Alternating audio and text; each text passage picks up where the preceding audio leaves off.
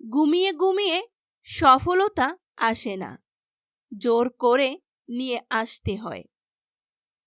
শচীন টেন্ডুলকার জীবনে যতবার আউট হয়েছেন, আপনি হয়তো ততবার ক্রিকেট খেলাও খেলেননি।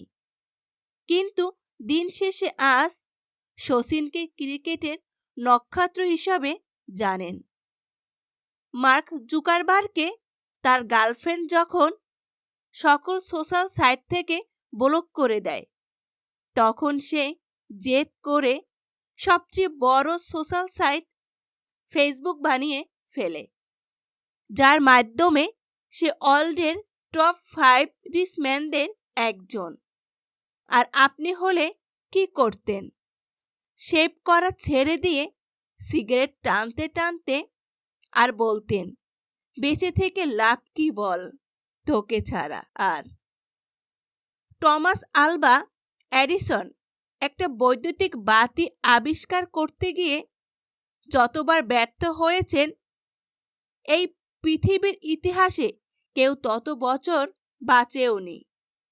1999 বার ব্যর্থ হয়েছেন তিনি।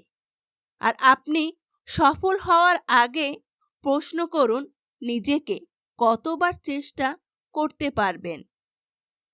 সাইকেল গ্যারেজের কাজ করা রাইট ভ্রাতৃদ্বয় প্ল্যান করে যতবার চেষ্টা করে বিমান উড়াতে ব্যর্থ হয়েছেন, আপনি ততবার প্ল্যান করে পাখি উড়াতেও দেখেননি। তবুও তিনি বিমানটা আবিষ্কার করেই ছাড়লেন। সৃষ্টিকর্তাকে একবার জানান দেন, সাকসেস আসার আগ পর্যন্ত আপনি থামবেন না, হেরে গেলেও না, বারবার ব্যর্থ হলেও না।